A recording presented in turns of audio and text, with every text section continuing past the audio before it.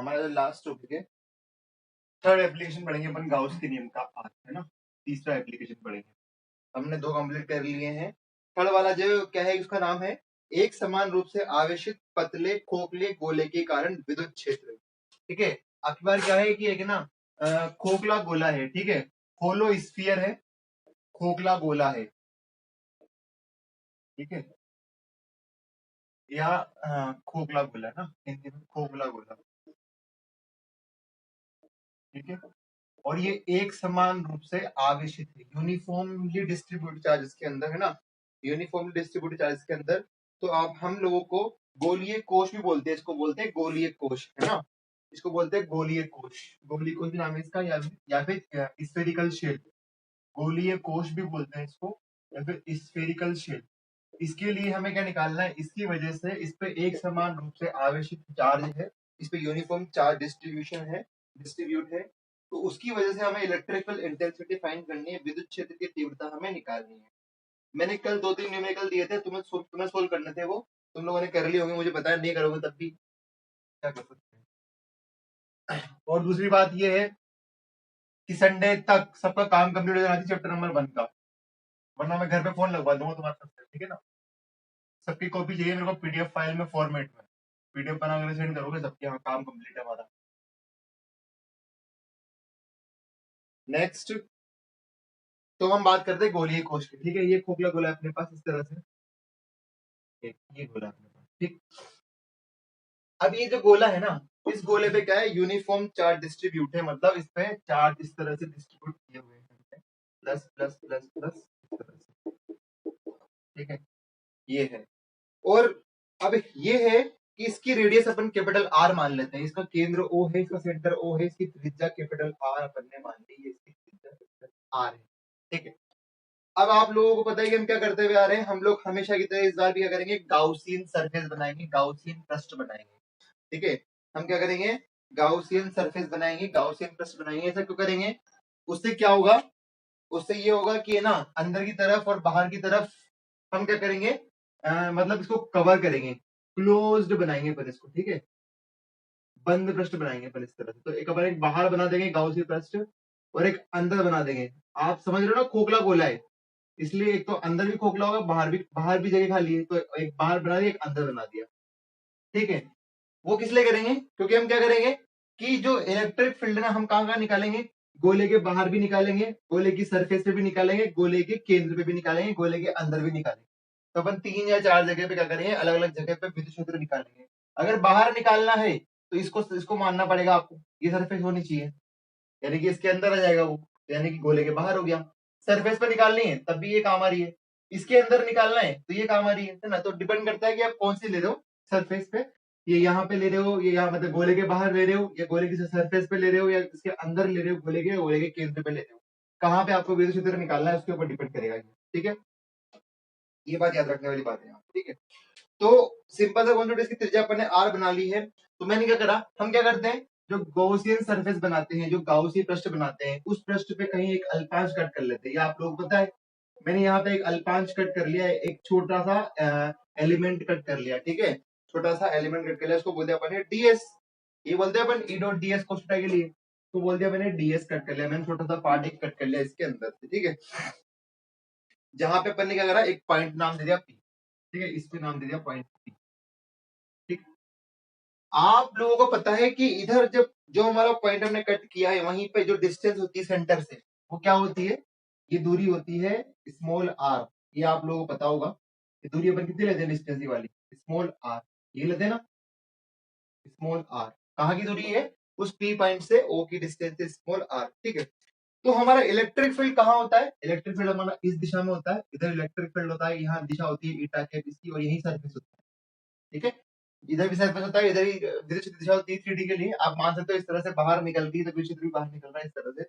हम दिशा दिखाने के लिए हम इसको ऐसे दिखाते हैं। अब यहाँ तो कैसे दिखाऊंगा मैं बाहर की तरफ, तो हम उसको उधर दिखाते हैं, ठीक है। तो ये हमारी डायरेक्शन हो जाएगी ई डॉट डी एस के लिए, ठीक है। अब हम बात करते हैं फर्स्ट केस में। फर्स्ट केस क्या है, गोले के बाहर।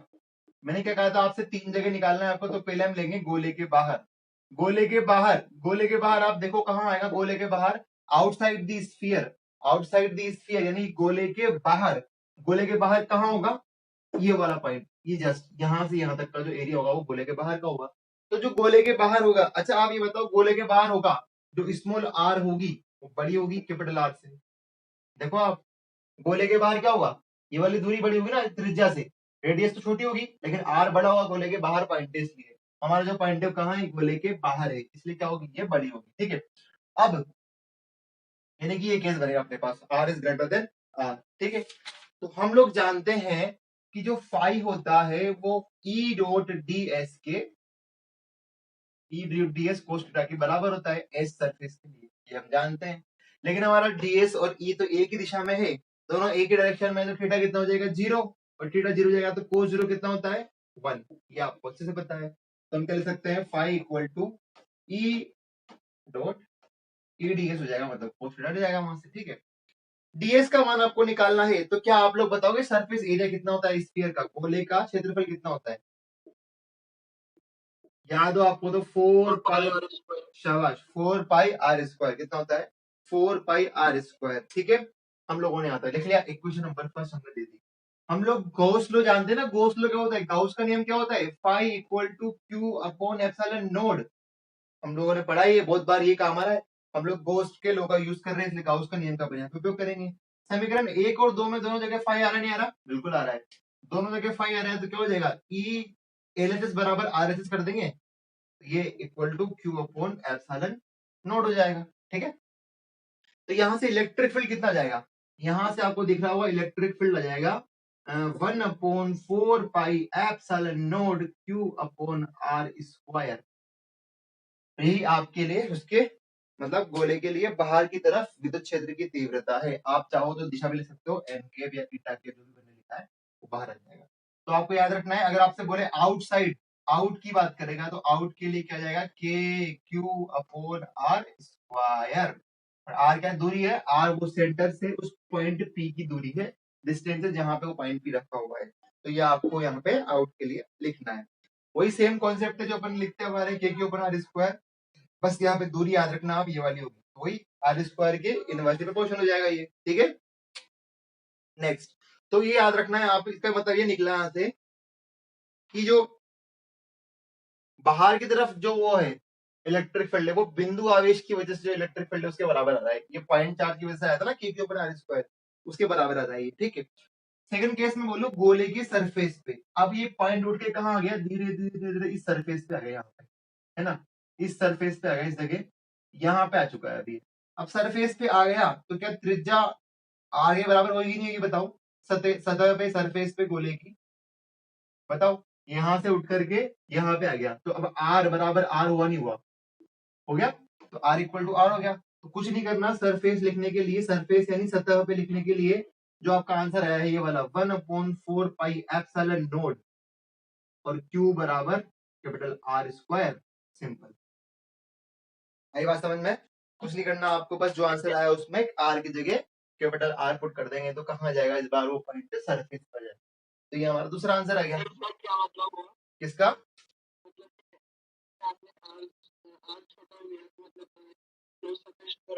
इसका मतलब ये रहा ना कि ये गोले की सरफेस पे आ चुका है, क्लोज तो वैसे भी है क्योंकि ये अपन ने बाहर वाला बना दिया ना, ये इसको बंद करके रखा हुआ इधर, ये गॉसियन सरफेस बनी हुई है, इसको इसको बंद करने का काम करिए हर तरीके से, है ना, ये बिल्कुल रहेगा, क्लोज रहेगा, अंदर है ना वो, तो बिल्कुल खोलेगी, इसलिए है ना, वो केस आया अगला वाला। तो यहाँ पे ये पहला अपना पॉइंट यहाँ पर था, तो ये ग्रेटर देन लिख रहे थे, ये पॉइंट उठ करके धीरे धीरे धीरे यहाँ आ गया, तो अपन ने बराबर कर दिया। अब ये पॉइंट तीसरे केस में अंदर आने वाला है, अब आप देखो तीसरे केस में ये अंदर आने वाला है, तो आप लोग देखोगे इस चीज के लिए कि ये पॉइंट अपना अंदर आ गया तो क्या होगा, देखो थर्ड केस में क्या हो जाए, इनसाइड द स्फीयर, है ना, यानी गोले के अंदर, और अंदर क्या हो जाएगा, small R is less than capital R, बात समझ में आ रही है आप लोगों को, small R is less than capital R, मतलब आपके जो ये पी पॉइंट है वो गोले के अंदर आ चुका है, यानी कि ये छोट त्रिज्या से भी छोटा हो चुका है, is less than capital are. लेकिन आप लोग समझदार हो, क्या समझदार हो, आपको पता है ना ई डॉट डी एस किसके बराबर होता है, गाउस के नियम से क्यू अपॉन एप्सिलॉन नोट के। गोला कौन सा है, कोगला है, गोलीय कोश है, ये आपका क्या है, होलो स्फीयर है, होलो स्फीयर है, तो होलो के अंदर चार्ज तो होता ही नहीं है, खोखले गोले के अंदर आवेश कहाँ होता, ठीक है, तो आवेश ही नहीं है तो विद्युत क्षेत्र कितना हो जाएगा, 0, काम खत्म। ठीक है, अगर खोखला गोला है तो आवेश है ही नहीं, आवेश कहां से होगा, इसलिए यहाँ पे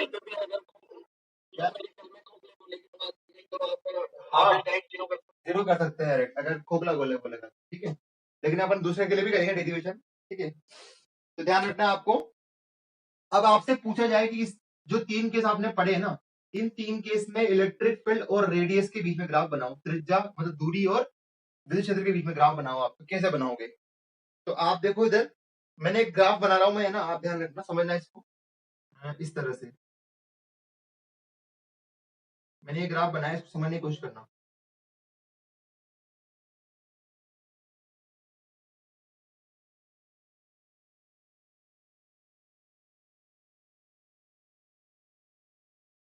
समझ में आ रहा है मेरा, बताओ क्या मतलब है इसका, बताओ। जब अपन ने बाहर लिया था तो बाहर कैसा आ रहा था, के क्यू अपन आर स्क्वायर, इसलिए ग्राफ कैसा आया था, गिरता हुआ। और सतह पे कितना आ जाएगा, सतह पे आ जाएगा आर बराबर आर के, है ना, लेकिन अंदर कितना है, 0 है, तो अंदर से ग्राफ ग्राफ स्टार्ट हो गया यहाँ से। इनसाइड जब अपन थे अंदर गोले के अंदर देख रहे थे तो 0 से स्टार्ट था, तो 0 ही बना रहा है, ये हुआ ही नहीं, लेकिन स्टार्ट कहाँ से हुआ, इस जगह से, जहाँ पे सरफेस आई, सरफेस पे होगा सबसे ज्यादा, उसके बाद धीरे धीरे धीरे धीरे ये डिक्रीज होता चला जाएगा, क्योंकि ये आर दूरी इससे बढ़ेगी, जैसे ही दूरी का मान बढ़ेगा विद्युत क्षेत्र का मान में कमी आती जाएगी। तो इस तरह से आपको ग्राफ को देखना था। बोलो आया नहीं आया समझ में,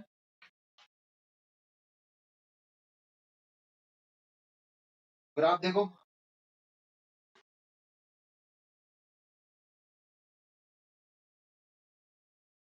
देखो वहां तक मैंने पढ़ लिया। अब इसके बाद क्या होता है कि हम लोगों ने बात की थी अभी तक कि कुछ अलग, मतलब है ना, वो है ही है, क्या कहते हैं इसको, गोलीय कोश है, ठीक है, खोखला गोला है।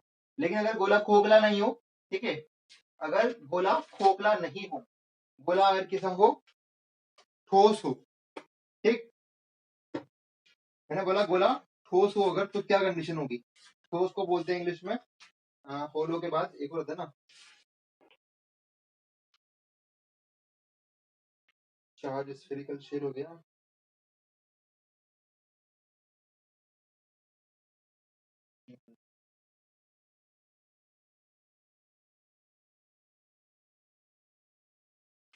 देखो एक पॉइंट लिखा हुआ है इसमें कि ठोस गोलीय चालक हो अगर, आवेशित हो, यदि ठोस गोलीय चालक आवेशित हो, एक टॉपिक लिखा हुआ तुम्हारा, लिखा था मैंने, ठोस गोलीय चालक आवेशित हो, तो उसमें क्या लिखा हुआ है कि चालक को दिया गया आवेश क्षणिक चाल के अंदर अल्पांशों में बढ़ जाता है तथा आवेश अल्पांशों के मध्य प्रतिकर्षण के कारण स्थित ऊर्जा में वृद्धि होती है, फलस्वरूप निकाय अस्थायी को प्राप्त कर लेता है। और स्थायी अवस्था के लिए आवश्यक है कि स्थित ऊर्जा न्यूनतम हो, ये तभी संभव जब बल का मान न्यूनतम हो। तब बल न्यूनतम तभी होगा जब आवेशों के मध्य दूरी इतनी हो, अधिकतम हो, तो चालक को देगा आवेश चालक पर समान होता जाता है, इस कारण से चालक की तरफ होता है। कुल मिला के कह रहा है कि अगर कोई चालक गोला है, कंडक्टिंग स्फीयर है, चालक गोला है, कंडक्टिंग स्फीयर है, तो उसको अगर अपन आवेश देंगे तो उसकी सतह पर समान रूप से फैल जाएगा, इस तरह से जो भी अपन आवेश देते हैं। इसलिए मैंने पहले जो डायग्राम बनाया था ना, उसमें क्या हुआ था, प्लस ऐसे डिस्ट्रीब्यूट हो रहा था इसलिए। तो अगर अपन कंडक्टिंग स्फीयर को चालक गोले का आवेश देंगे तो उसकी सतह पे फैल जाएगा इस तरह से, ये रैंडमली डिस्ट्रीब्यूट हो जाता है इसमें, इसीलिए। ठीक है, और एक और चीज होती है कि गोलीय कोष की बात अपन करें, गोलीय कोष मतलब जो खोखला गोला होता है, उसके लिए भी ये केस होता है। तो जैसे मैं आपको एक एग्जांपल बताऊं, जैसे आपकी कोई आपकी कार है, मान लो आप कार में बैठे हो, ठीक है, तो जो कार है वो कार क्या है, एक तरीके से खोखला गोला है, क्योंकि अंदर से क्या है, खोखली मानी जाती है, बिल्कुल भरी भी नहीं है वो, हालांकि सीट वगैरह रहती है, पर अपन मान सकते हैं वो खोखला गोला है, वो एक होलो स्फीयर की तरह बिहेव कर सकती है। ठीक है, तो जो कार है होलो स्फीयर की तरह बिहेव कर रही है, तो उसमें क्या होगा, अंदर अंदर कुछ भी नहीं है, खाली जगह। तो अगर उसको अपन चार्ज देंगे तो उसकी जो चार्ज क्या होगा, उसकी सतह पे ऐसे डिस्ट्रीब्यूट हो जाएगा, लेकिन उसके अंदर नहीं जाएगा, खोखले गोले के अंदर चार्ज नहीं जाएगा। जैसे अगर आप मान लो कभी बिजली गिरती है, ठीक है, बहुत तेज बारिश हो रही है, बिजली गिर रही है, तो आप है ना, अगर आपके पास कार हो तो कार के अंदर जाके बैठ जाओ, ठीक है, कार के अंदर जाके बैठ जाओगे, उससे क्या होगा,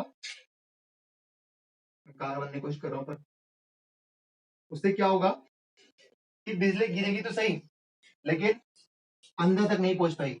ठीक है, अंदर तक नहीं पहुंच पाएगी, लेकिन बिजली बिजली गिरेगी लेकिन अंदर तक नहीं पहुंच पाएगी कार के अंदर। कार के खोखले गोले से बिहेव कर रहा है, उसमें अंदर की तरफ आवेश नहीं जाएगा, लेकिन कहाँ जाएगा, सिर्फ उसकी सतह पे जाएगा, अंदर नहीं पहुंचेगा। ठीक है, इस वजह से यहाँ सेफ्टी हो सकती है एक तरीके से, आप बच सकते हो इससे। ठीक है, करंट लगने से। नेक्स्ट अपने पास जो टॉपिक है वो है कि समान रूप से आवेशित कुचालक या अचालक गोले के कारण विद्युत क्षेत्र। समान रूप से आवेशित अचालक गोले के कारण विद्युत क्षेत्र। पहले कौन सा था, कंडक्टिंग था, कौन सा है, नॉन कंडक्टिंग। नॉन कंडक्टिंग की वजह से निकालना है आपको, है ना। अचालक, अचालक या कुचालक, नॉन कंडक्टिंग की वजह से निकालना है आपको। इलेक्ट्रिक फील्ड निकालना है, केसीए वाला है। ठीक है, इसमें क्या होता है, सेम चीज है वही जो पहले बनाया था अपन डायग्राम, ये बनेगा और बाहर बनेगा इस तरह से और अंदर बनेगा सेम वही जो अपन ने बनाई थी, जो कोई त्रिज्या इसकी आर रहेगी, ये दूरी इसकी आर से पी बिंदु से दूरी पी रहेगी इसकी, है ना। सेम वही है, यानी कि इसका मतलब ये है कि जो गोले के बाहर है, बाहर की तरफ आउटसाइड, आउटसाइड जो इलेक्ट्रिक फील्ड आएगा वो भी सेम आएगा, के क्यू अपॉन आर स्क्वायर। और सरफेस पे भी सेम आएगा, सरफेस पे सतह पे भी सेम आएगा, के क्यू अपॉन आर स्क्वायर। लेकिन अंदर की तरफ अलग आएगा आपकी बात, इनसाइड जो है वो चेंज हो जाएगा। तो हमें यहाँ पे सिर्फ क्या निकालना है, इनसाइड निकालना है। उसने कहा था कि आउटसाइड भी सेम आएगा और सरफेस भी सेम आएगा, लेकिन इनसाइड जो है वो अलग आएगा। तो इनसाइड निकालने के लिए अपन क्या करेंगे आप वो देखो। ठीक है, इनसाइड निकालने के लिए अपन क्या करेंगे आप वो देखो। मतलब क्या है ना कि पहले क्या था, खोखला था अंदर से, तो कुछ नहीं मिल रहा था, अंदर जीरो मिल रहा था। भर जाए, अब क्या हो जाए, सॉलिड हो जाए, है ना, ठोस हो जाए, तो अब क्या होगा। तो उस केस में आप थोड़ा ध्यान से देखना इधर। अगर मैं निकालू अंदर की तरफ, ठीक है, तो पहले तो आप ये देखो कि इनसाइड, थर्ड केस इनसाइड, अंदर की तरफ, अंदर की तरफ क्या है, small R is less than capital R, यही केस आएगा। आपका जो पॉइंट है वो कहाँ आ चुका है, अब अंदर आ चुका है, यहाँ यहाँ कहीं होगा, यहाँ कहीं हो सकता है, इधर हो सकता है, इधर हो सकता है, कहीं भी हो सकता है। जहां भी होगा वहां के अकॉर्डिंग, यानी कि ये जो भी दूरी होगी वो त्रिज्या से हमेशा कम होगी। ठीक है, त्रिज्या बड़ी होगी, इसके लिए रेडियस बड़ी होगी। तो आप ये देखो कि इन जो अंदर वाला जो पृष्ठ है ना, इनर सरफेस है, अंदर वाला जो पृष्ठ है उसका आयतन कितना होगा, अंदर वाले पृष्ठ का आयतन कितना होगा। गोले का आयतन कितना होता है, 4/3 पाई आर क्यूब। कितना होता है, 4/3 पाई आर क्यूब। लेकिन इनसाइड की बात कर रहा हूं मैं, इनसाइड अंदर की तरफ, इनसाइड, इनसाइड क्या हो जाएगा, क्योंकि ये आर आ चुका है अंदर, हम यहाँ सरफेस की बात नहीं कर रहे हैं, अंदर की बात कर रहे हैं। तो अंदर कौन सी वाली रेडियस लूंगा मैं, कौन सी दूरी लूंगा मैं यहाँ पे, स्मॉल आर, यानी कि इस बार मान लो कि ये वाला गोला बना था मैंने अंदर वाला, तो इसकी त्रिज्या आप यहाँ मान लो कि आपका पॉइंट यहाँ आ चुका है इस जगह, इस पॉइंट पे, तो त्रिज्या कितनी जाएगी इसकी, स्मॉल आर। तो आप क्या बोलोगे, वॉल्यूम इस जगह 4/3 पाई आर क्यूब इस जगह। ठीक है, और आप जानते हो कि एकांक आयतन में, एकांक आयतन में आवेश क्या कहलाता है, पता है किसी को,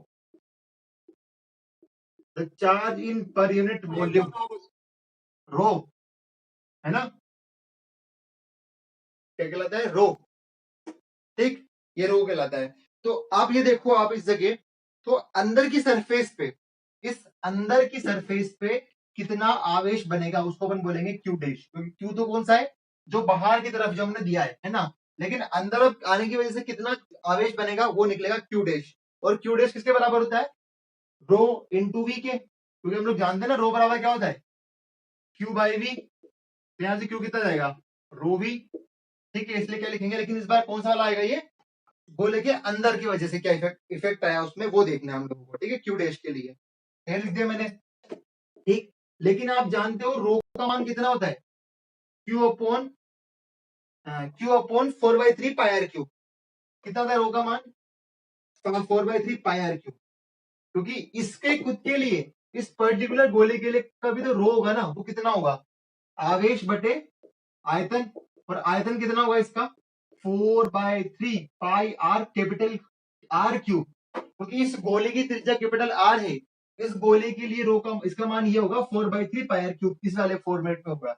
लेकिन जब ये पॉइंट अंदर आ जाता है ना, तब इस कंडीशन में क्या लिखते हैं हम लोग, आयतन 4/3 पाई आर क्यूब, इस तरह से। ठीक है, तो इस बार क्यू डैश कितना आ गया अपने पास, Q upon 4/3 pi R cube. ये क्यू कौन सा था, जब ये सिर्फ गोला था, लेकिन जब ये पॉइंट अंदर आ चुका है तो इसके आवेश के मान में भी चेंज आएगा। इसके आवेश को इफेक्ट करेगा ये, इसलिए मैंने क्यू डैश लिखा है यहाँ पे, जो इफेक्ट करेगा वो, तो मैंने लिख दिया Q upon epsilon not into, ये तो किसका मान था, ये तो रो का मान है, इनटू वी भी तो है, और वी का मान कितना निकाल रखा है अपन ने, ये रहा 4/3 पाई आर क्यूब, ठीक है। 4/3 पाई से 4/3 कट गया, तो क्यू डैश का मान कितना आ गया, Q into R cube upon capital R cube, ये हमारे पास क्यू डैश का मान यहाँ पे इस जगह मिल गया, ठीक है। तो हम लोग जानते हैं गाउस का नियम क्या कहता है, इस बार Q dash upon epsilon naught हो जाएगा, क्योंकि क्यू डैश ले रहा है यहाँ पे, ठीक है। तो कितना जाएगा इसका मान आ जाएगा यहाँ पे अपने पास Q R cube upon R cube और एप्सिलॉन नॉट, ये गाउस के नियम से आ गया, ठीक है। और आप लोगों को पता है कि हम लोगों ने निकाला था फाई बराबर कितना आया था, E into 4 pi R square, ये भी आप लोगों ने अभी जस्ट निकाला था थोड़ी देर पहले, E into 4 pi R square उस जगह पे, ठीक है। एक फाई ये रहा, एक फाई ये रहा, दोनों को इक्वल करो, क्या आ जाएगा, into 4 pi R square is equals to Q upon epsilon naught R cube upon R cube, ठीक है। तो ई का मान कितना आ जाएगा, आर स्क्वायर से ये एक आर कट गया है ना, तो सिर्फ एक आर बच गया वहां पे, तो 1/4 pi epsilon naught Q upon R R cube हो जाएगा यहाँ पे, है ना, आर क्यूब आएगा ना यहाँ पे, ठीक है, R cube into capital R sorry small R, ये बचेगा अपने पास इस बार इलेक्ट्रिक फील्ड का मान। तो इनसाइड जो आएगा वो आंसर कितना आएगा, ये वाला आंसर लिखना है आपको, 1/4 pi epsilon naught Q upon R cube into R. इसका मतलब क्या है, इसका मतलब क्या है, ये सब तो कांस्टेंट है, ये भी कांस्टेंट है, ये त्रिज्या भी कांस्टेंट होती है, सिर्फ वेरी कौन कर रहा है आर, यानी कि जो आपका आर है वो किसके प्रोपोर्शनल आएगा इस बार, स्मॉल आर के।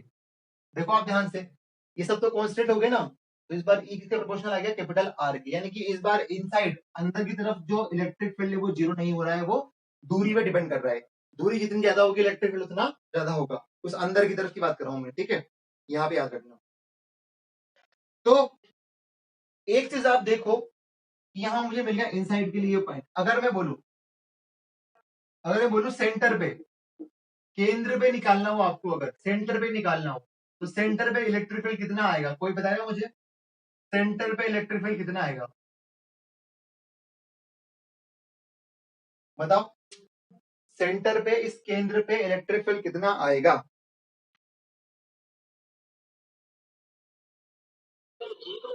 शाबाश, जीरो कैसे आएगा सागर, बताए इन सबको पहले,